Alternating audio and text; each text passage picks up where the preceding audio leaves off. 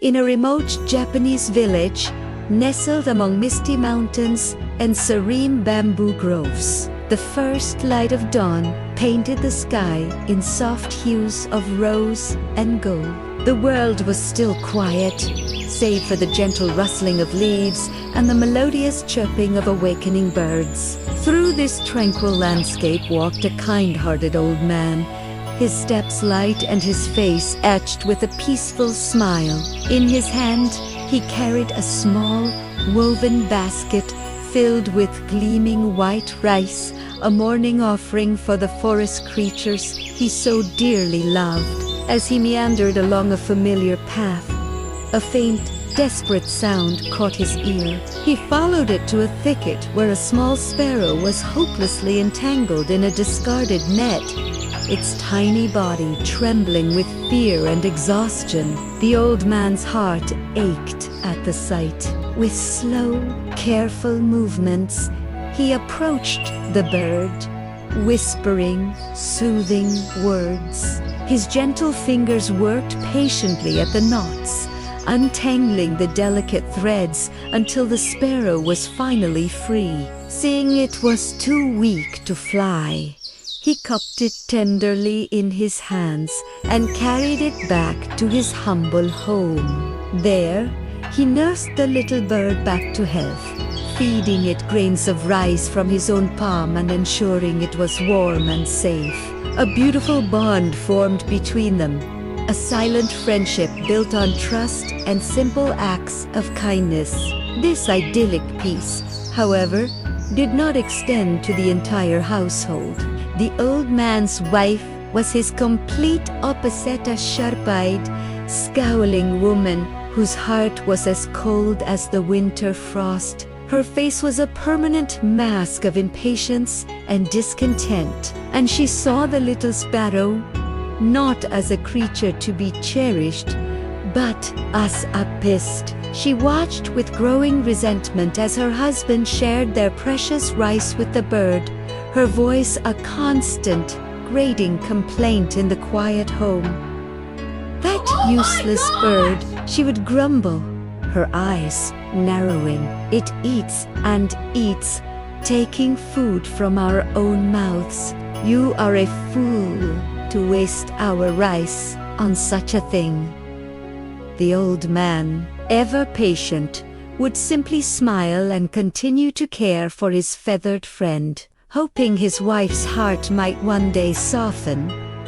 But her greed and bitterness only grew. One fateful morning, while her husband was away working in the fields, the wife's simmering anger boiled over. The sparrow, accustomed to receiving its morning meal, had pecked at a small bit of rice starch she had been preparing.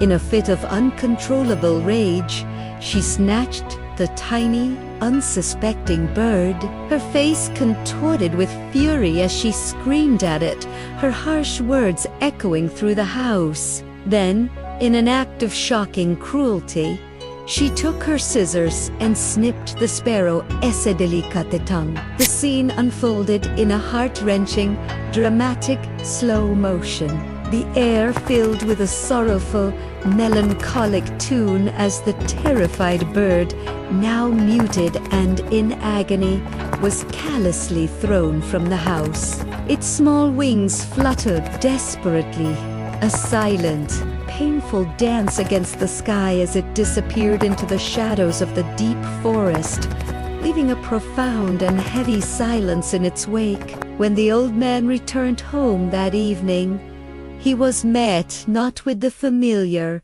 happy chirps of his little friend, but with a cold, empty house. His wife, with a cruel smirk, recounted her wicked deed, showing no remorse for the pain she had caused. The old man's heart shattered. Tears streamed down his weathered cheeks as a profound sense of loss and grief washed over him. He could not bear the thought of the sparrow, injured and alone, suffering in the vast wilderness. Driven by love and a desperate need to find it, He set out at the first light of the next day. His journey was a lonely pilgrimage into the heart of the mountains. He walked for days, his voice calling out for his lost friend. "Where is my dear sparrow? Where has my tongue-cut sparrow gone?" He navigated through thick, misty forests where the sunlight struggled to pierce the canopy, and crossed serene, glowing rivers that seemed to flow with liquid moonlight. The world around him was both beautiful and daunting, but his resolve never wavered. Finally, just as he was beginning to lose hope, he stumbled upon a hidden path, one he had never seen before. He followed it deeper into the woods and discovered an enchanting, wondrous sight. A secluded village made entirely of bamboo, inhabited by hundreds of sparrows. It was a bustling, cheerful community, and as he approached, the sparrows flew to him, welcoming him with warm, joyful chirps. And there, among them, was his beloved friend. It was healed and wore a tiny, exquisite kimono, looking more beautiful than ever. The sparrow bowed deeply, its eyes filled with gratitude, and led him to the finest house in the village. After a grand feast and much celebration, the sparrow spoke, its voice miraculously restored. It offered the old man a parting gift for his kindness, a choice between two bamboo baskets, one large and heavy, the other small and light. The old man, humble and unassuming by nature, felt he had already been rewarded enough by finding his friend safe and sound. "I am old, and my back is weak," he said with a gentle smile. "The small one will be more than enough for me." He accepted the small basket, bid his friend a heartfelt farewell, and began his long journey home, his heart full. Upon his return, the old man shared the story of his incredible adventure with his wife. Curious, they decided to open the small basket together. As he lifted the lid, a brilliant, golden light filled the room, so bright it made them gasp. The basket was overflowing with shimmering gold coins, lustrous pearls, fine silks, and countless other priceless treasures. The old man was astounded, but his wife's eyes widened with an insatiable, burning greed. She saw not the miracle of kindness rewarded, but only the immense wealth she now craved for herself.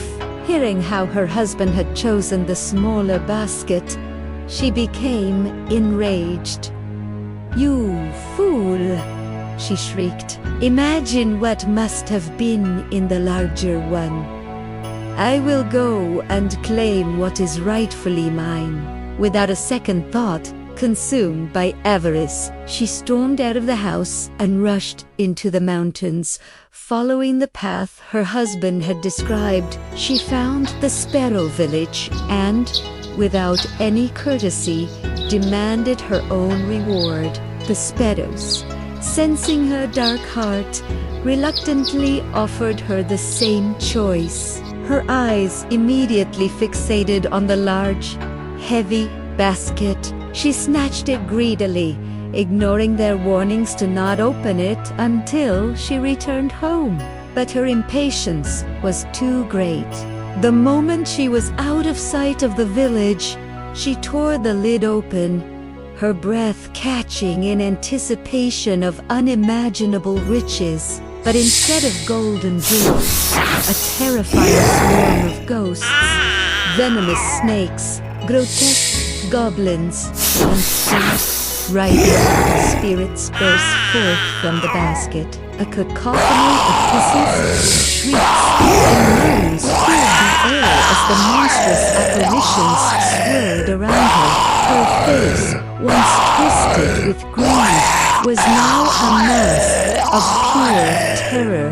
She screamed and tried to run, but the phantoms pursued her relentlessly, chasing her deeper and deeper into the dark, unforgiving mountains, where she was never seen again.